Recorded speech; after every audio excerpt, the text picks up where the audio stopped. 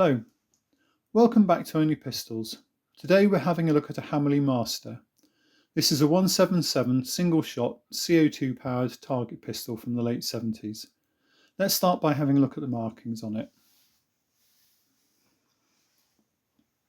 So on this side, on the barrel there, made in Germany, serial number, low pressure mark, a pictogram showing that it's CO2 powered using cartridges, CO2 cartridges, maker Hammerli and Master as the model.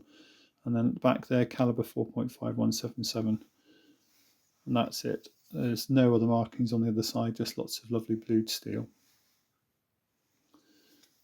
What else about it? The frame is an aluminium one-piece casting with a crackle finish paint finish on it, and the grip here is an aftermarket accessory from Hammerli. So it's a one-piece hardwood grip with a smooth lacquer finish to it. I do have the original plastic grip that would have come with it, and it's very Hammerli, Walter Hammerli from that era as well. So you've seen Hammerli OSPs, GSPs of the time, you'd recognise that. It's perfectly good grip, but obviously doesn't have a palm shelf, so the wood one is a bit better for use. Although you wouldn't want to mark it up too much by altering it. It's far too pretty. Otherwise, sights, click adjustable for windage and elevation. Nice big wheel for the elevation, and the windage knob on the side there. No markings on there to tell you which way they're moving, so you do need to know that before you head to the range. Otherwise, adjustable for length. So each of these holes here is a screw hole, and that one screw on the top of the sight there is what you use to adjust you can move the sight block forwards and back. There is one after that as well. The rear sight actually can be a little indistinct, and this one, as you can see, has got a slight bend on it. I don't want to try and straighten it out, but it can be a bit indistinct. The blade is quite low profile to the back sight. Foresight on a ramp, nice square front sight there, and can be adjusted because it's a dovetailed in unit and then clamped in place with the screw through that holds the whole foresight element onto the end of the barrel. Trigger, adjustable for length, reach, adjustable first and second stage, and weight.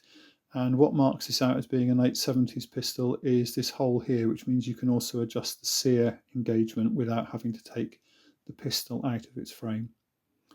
So how do you load it with CO2? Well, you undo this cap at the end, and we'll touch a bit more on that later, but for now that's what holds the CO2 capsule in. So standard 12 gram CO2 capsule goes in nose first, and then the cap just screws down onto the end. And the cap isn't what pierces the cylinder, so you're just screwing that in place to make it gas tight, and there's a seal in the cap. So to pierce the cylinder, so you've got in here is a pressurized element, so the pressure is released into this part of the cylinder. So to pierce it, you've got these cocking ears here, so these cock the trigger, pull a weight forward against the spring, and also push up the loading gate, which we'll deal with in a minute.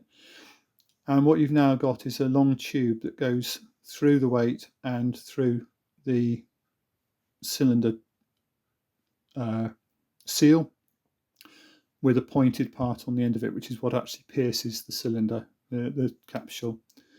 So how do you actually do that? Well, you pull the trigger, and the first time you just get a little clunk, very little noise to it, but that's now pierced the cylinder. So cock it again by pulling that forward, and when you fire it again now, you actually have got CO2 being released. So the CO2 is travelling from this cylinder here through the gun, through a tube, and being delivered behind the pellet in the breech, in the pop-up breech. So let's load the pistol.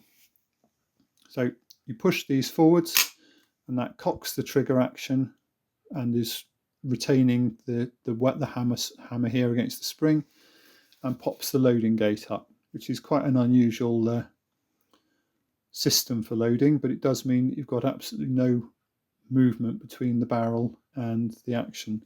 So take your little flathead pellet and just drop it into there, into the loading gate. Push that down, which catches.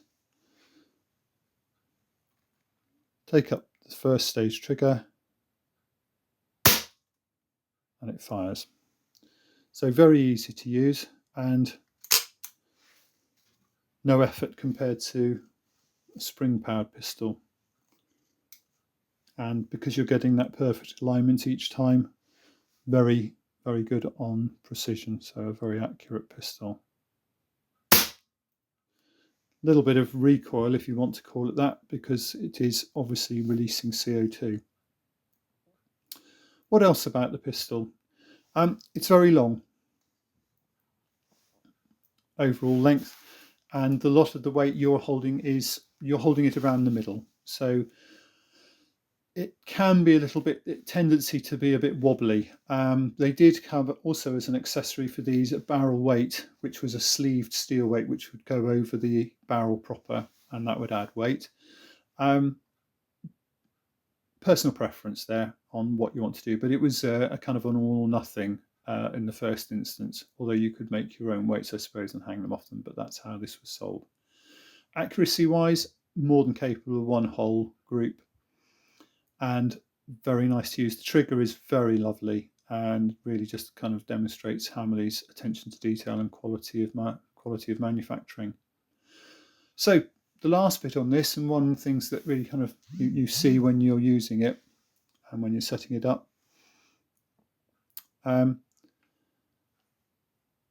here you've got this cap and this bit on the end. Well, one of the things about CO2 is you've got an even pressure because what you're using is liquid CO2 from the capsule, and you're using the gas that's evolved from that liquid CO2. So while you've got liquid CO2, you have a very stable pressure from the first to the last shot. But the second you no longer have any liquid CO2 in there, the pressure falls off really quickly. I mean, literally within 5 or 10 shots, you go from having a normal shot to a very low powered. So what Hammerli Design came up with is this valve on the end. And you can set this so that when it gets to a particular low pressure, it will then just dump the rest of the gas out. So rather than you missing that you're running out of puff, this thing will just dump it until you need a new cartridge. Does that really matter overly much? Well, typically from a CO2 capsule, you're getting 120, 150 shots, so more than capable of doing a full match. But if you don't want to just dump CO2 for the sake of it, then yeah, you can use this and it's perfectly good and does work. It takes a little bit of faff to set it up, but it works very well and it's very reliable. So otherwise, there you go. The Hammerli Master, a lovely, well-built, beautifully built pistol from the 70s, just demonstrating Hammerli's attention to detail and craftsmanship, and still perfectly usable today, and well worth grabbing one if you get the chance, and particularly with that lovely aftermarket wooden grip. So if you've liked this, then please like, share and subscribe, and otherwise I'll see you again soon with another pistol. Thanks very much. Bye.